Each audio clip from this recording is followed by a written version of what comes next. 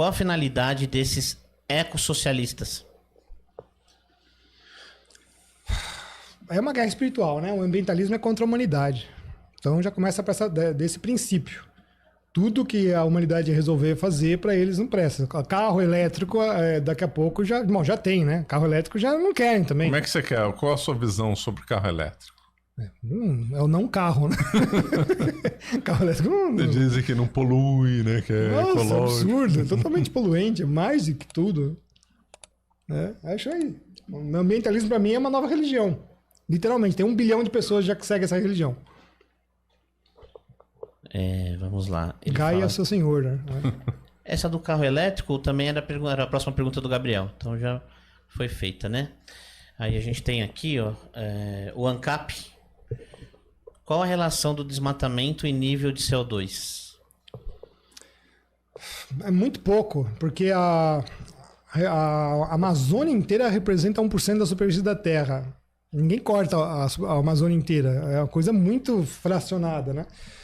E é interessante que toda a área desmatada, ela não é computada quando ela é recuperada, né? Então só está indo sempre para o negativo, né? É verdade. E se você colocar os valores que eles colocam de desmatamento... Já daria várias Amazônias. Eu já fiz a conta. Vamos supor que nunca nasça nem mais uma árvore. 560 e poucos anos de floresta ainda, até acabar a última árvore. Professor, quantos anos tem o Brasil? Desde 1500. Quer dizer, o Buck Rogers, que é do século 25, né, ele vai voltar aqui e ainda vai ter a Amazônia. Vai ter a Amazônia. Como as florestas se recuperam, a floresta tropical se recupera, essas áreas abandonadas 20, 30 anos, a madeira não acaba. Se a gente tirasse, por hipótese, todas as madeiras da Amazônia, ela continuaria ainda úmida? Sim. Então a Amazônia por cima não tem nada a ver com árvore. Não, exatamente essa é a questão de como se define os climas. O elemento biológico e o geológico são as minhas assinaturas de como eu consigo definir o clima. Então, aquele clima daquele jeito não é porque tem a floresta. É a floresta que está lá porque o clima deixa ser assim. Senão, plantando cacto, eu faço virar deserto, né? É a mesma analogia. Eu sei, porque tem uma turma infeliz aí que diz que tem que proteger a floresta amazônica, porque se cortar as árvores, lá vai virar um deserto. O Kippen, então, porque isso aí é do Stephen Schneider, que é o seguidor do Carl Sagan, que fez aquele lixo daquele outro modelo dele. Ele também fez lá o inverno nuclear, viu que não deu errado, fez o outono nuclear e fez a idiotice junto com o Kellogg's em 1973, um modelo de computador ridículo de novo, em que árvore é igual a chuva. Programa no computador, tirou a árvore, que o computador vai responder? Não tem chuva, seca. Então, assim, é um nível de estupidez que esses caras colocam. Eles pensam que vão enganar quem? É quem não sabe. Porque, eu faço essas coisas no computador, supercomputador. Fala, cara, você usa o supercomputador para fazer mapa astral, cara. O computador aceita tudo. Qualquer coisa. Então como o Macron disse, a Amazônia é o pulmão do mundo. Não, imagina, não é nada disso. Consome uma coisa que o ser vivo já está maduro. E interessante, saiu uma pesquisa agora que os cientistas estavam errados do quanto que a floresta absorve CO2, é muito mais do que eles estavam imaginando. Saiu dessa para as florestas e saiu para os oceanos. Aí me responde o seguinte, professor. Se os caras fazem balanço radiativo só usando forçante de gases, né, estufa, que eles falam, que é CO2, isso aqui, e vocês não sabem nem falar do que acontece dos elementos naturais, o que vocês estão fazendo?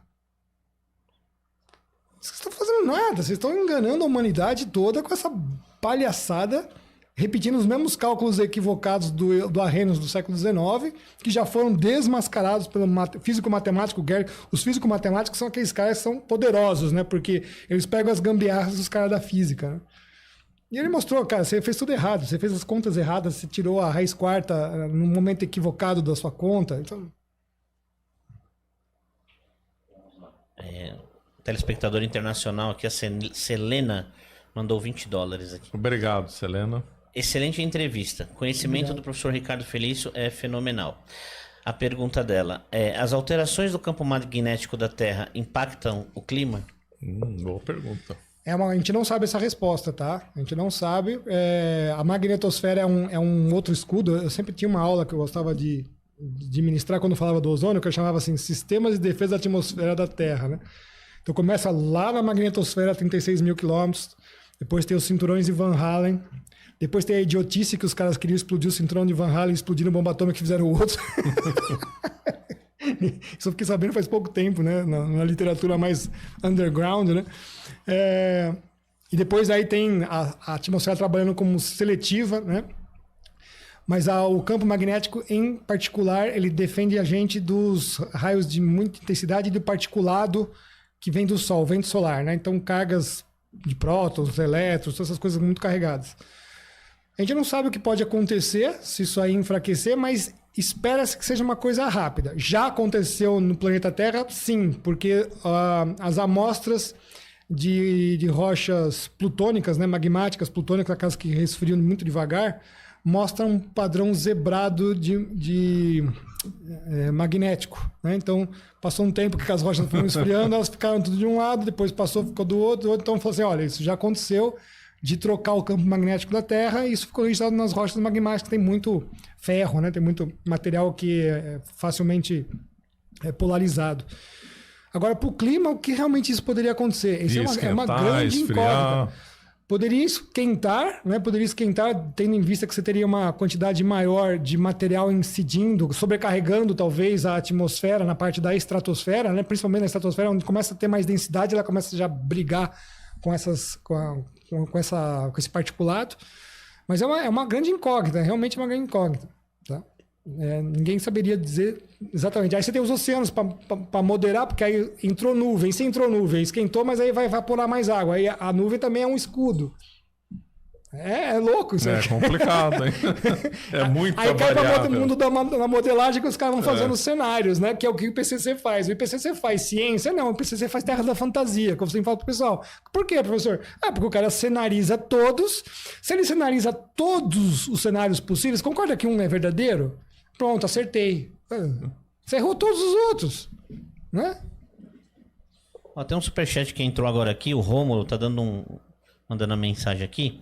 Ele diz assim, ó, o Sacani diz que o aquecimento global tem influência do homem e que ele e o professor já foram amigos de estudar juntos na USP. Sim, fomos sim. Não, nunca fui inimigo de ninguém. Então vem discutir com ele aqui. Traga as provas. Né? Você não gostaria de fazer um debate com o Sacani ao vivo? Eu não estou mais fazendo essas coisas. Não. Já cansei, são 20 anos de carreira, já cansei de debater, e cadê a prova? Prova é modelo de computador, prova é IPCC, é o que o fulano falou. Cara, tá aqui a história do planeta, me mostra onde está o aquecimento. As coisas são sempre meio que sem assim, né? Ciência é feita de evidências. Vocês estão querendo sustentar uma hipótese com o princípio da precaução, que é a própria conversa de vocês, então joga fora a ciência. E aqui o Fernando Antônio, superchat. Professor, por que os gases das vacas são tão nocíveis se os dos brontossauros, que equivaliam a 50 vacas e comiam 1000 vezes mais capim, não eram? A Terra não deveria ter queimado junto no Jurássico? Boa pergunta, excepcional. Inclusive, metano não faz porcaria nenhuma, né? E os caras estão chamando de poluente. É a molécula mais simples que nós temos. Como é que ele chamava? Dos combustíveis? Eu esqueci agora o termo. Bom, daqui a pouco vem. É tanta coisa que a gente vai esquecer. A molécula mais simples, nunca cooperou para o aquecimento global e agora, de repente, ele subiu para 1000 partes por bilhão, né? Falei, 1 bilhão de moléculas, você ter 1000 de metano, tá aquecendo o planeta, né? É surreal.